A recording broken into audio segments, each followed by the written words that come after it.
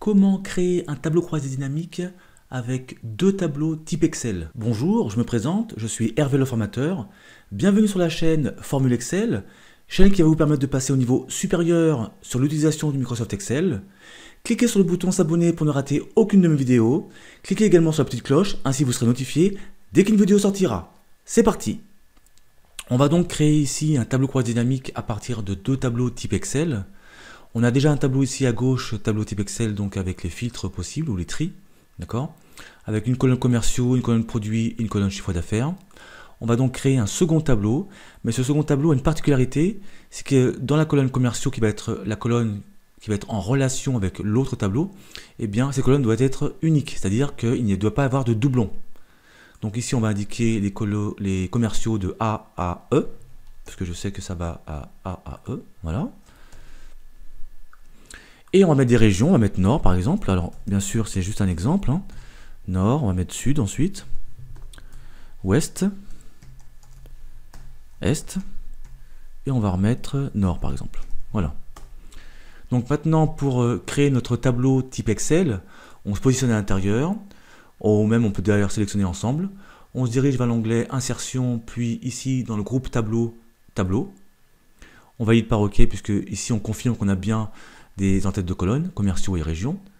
Deuxième possibilité, c'est on se met à l'intérieur simplement sur une cellule et on fait CTRL-L avec les touches de clavier. C'est un raccourci qui permet effectivement de créer un tableau type Excel. On valide par OK. On a bien nos petites flèches en haut pour faire nos tris éventuels. Donc tout va bien.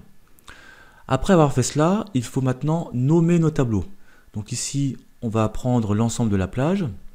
Donc CTRL-SHIFT, flèche de droite et flèche du bas pour sélectionner l'ensemble de la plage. Ensuite, au niveau de création, outils de tableau, en haut à gauche, on a un champ pour nommer le tableau. Donc on va mettre ici tableau gauche, donc avec un G, par exemple. Et on va faire la même chose pour l'autre tableau. Ici, on sélectionne l'ensemble, on va dans l'outil données création, on va mettre tableau D comme tableau droit. Bien. Une fois qu'on a nommé donc nos deux tableaux, on peut créer la relation entre les deux.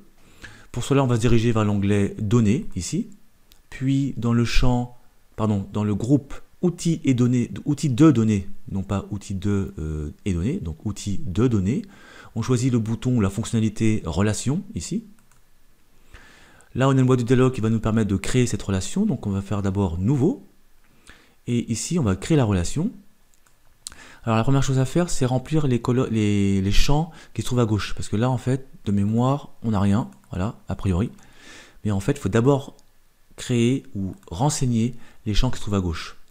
Donc ici, on va d'abord mettre le tableau donc gauche. Et ensuite, ici, le tableau droit.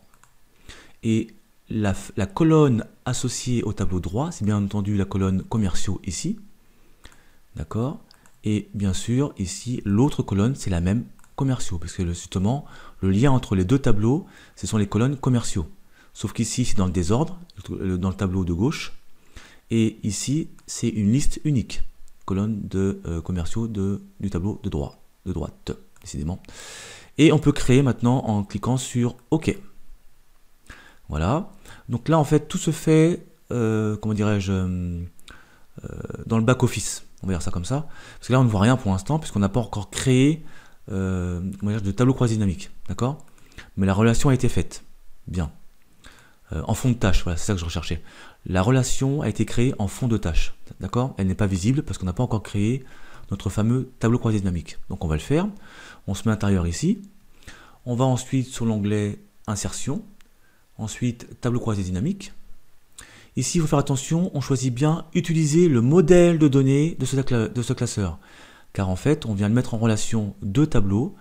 Et maintenant, on a donc créé un modèle de données. On va maintenant ici cliquer sur feuille de calcul existante. Bien entendu, ce n'est pas obligatoire. Je clique ici pour me positionner là où je souhaite pour démarrer mon tableau croisé dynamique. Je vais essayer de cliquer ici en F10. Je reviens dans ma boîte de dialogue. Je valide par OK. Donc on a un tableau qui est vierge pour l'instant. On a ici l'ensemble des champs disponibles.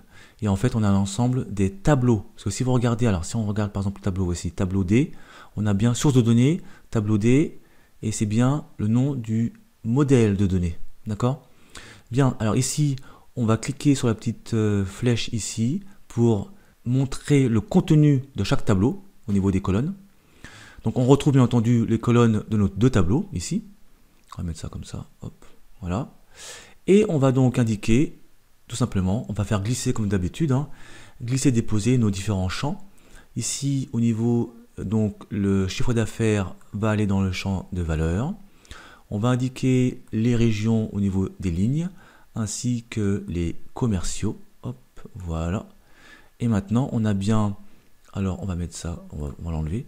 On a bien maintenant ici un tableau croisé dynamique qui nous permet de vérifier la somme de chiffre d'affaires par commercial et par région. D'ailleurs, je vais modifier, je vais faire par région et par commercial. Donc ce qu'on va faire, on se positionne à l'intérieur et on va mettre ici affichage. Voilà, bien.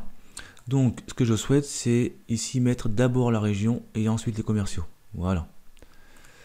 Voilà, donc on a su créer un tableau croisé dynamique à l'aide de deux tableaux type Excel distincts en mettant en relation une colonne avec une colonne très importante, pardon, une colonne unique, je dirais, d'accord, sans doublon, et ainsi créer donc notre fameux TCD, sans utiliser de formule, puisqu'on aurait pu effectivement utiliser une formule avec la fonction recherche V, entre autres. Ça aurait été que le début, mais bon. Voilà, cette vidéo est maintenant terminée. Merci de l'avoir suivie. Je vous dis à très bientôt sur Formule Excel. Ciao!